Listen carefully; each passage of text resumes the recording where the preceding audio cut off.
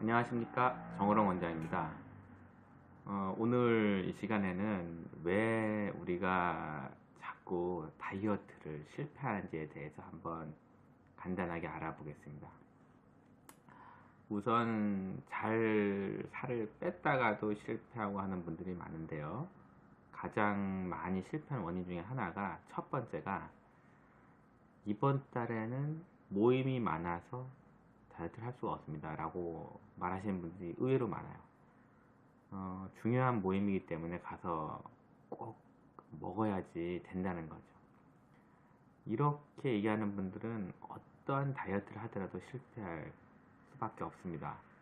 왜냐하면 중요한 모임은 항상 있는 거지, 이번 달에 뭐 더 있고 없고 없습니다. 오히려 중요한 모임이 있을수록 그 자리에서 내가 다이어트를 함으로써 좀 더 변화된 모습을 보여줄 수 있는 이러한 것이 필요한데, 오히려 그 자리에 가서 먹어야 된다는 생각을 갖고 있다는 것은 이미 다이어트를 할 수 없는 상황인 거죠.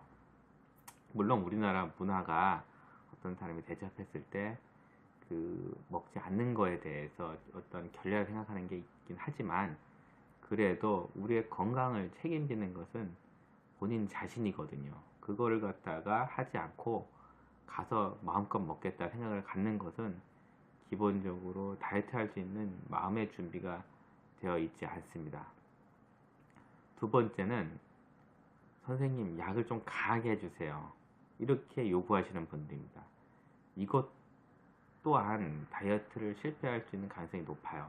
물론 약을 강하게 써서 몸이 막 부르르 떨고 잠도 못 자고 뭐 고생해서 살을 빼는 방식이 있을 수 있어요.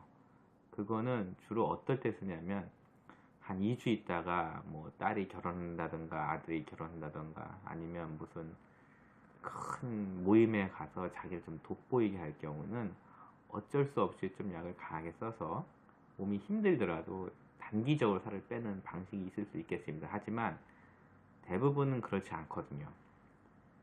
일반적인 상황에 살을 빼야지 무조건 양을 강하게 살을 빼버리면 이 살, 즉 지방이 빠지는 게 아니라 근육이 빠질 확률이 높아요.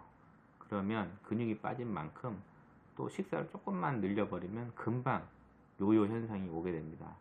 따라서 그 약을 강하게 써달라고 하시는 분들은 한 번 정도 생각해 볼 필요가 있어요.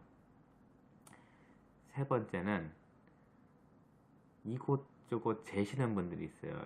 이쪽은 뭐 하는데 이쪽은 뭐 하는데 뭐 어떤 시술은 얼마인데 뭐 이렇게 너무 생각이 많으신 분들, 이런 분들 또한 살이 빠지기가 힘들어요. 이유는, 우리가 살을 빼기 위해서는 제일 중요한 게 내장 지방을 빼야 돼요. 내장 지방을. 이 내장 지방은 절대 어떤 시술로 뺄 수가 없어요. 왜? 시술로 빼는 거는 피하 지방밖에 뺄 수가 없는 거죠. 내장까지 어떻게 기계가 들어가요? 못 들어가죠.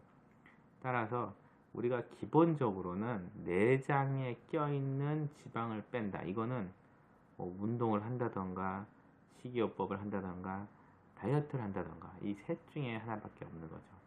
하지만 이 운동이라든지 이런 게 너무 힘드니까 우리가 다이어트 한약을 복용하면서 식이요법을 병행해서 내장 지방을 2, 3개월 안에 빠르게 뺄 수 있는 방법이 가장 현명한 방법입니다. 네 번째는, 운동을 하신다는 분들이 있는데, 이 운동으로 살 빼는 거는 굉장히 실패율이 높아요. 왜? 운동은 힘들거든요. 힘든 운동을 갖다가 한다는 거는 기본적으로 사람들이 준비가 안 돼 있어요. 운동을 하면 살 빠진다는 다 알고 있는데 어떻게 운동을 해야지 살 빠지는 거는 모르고 있죠. 왜? TV에 그렇게 나오니까.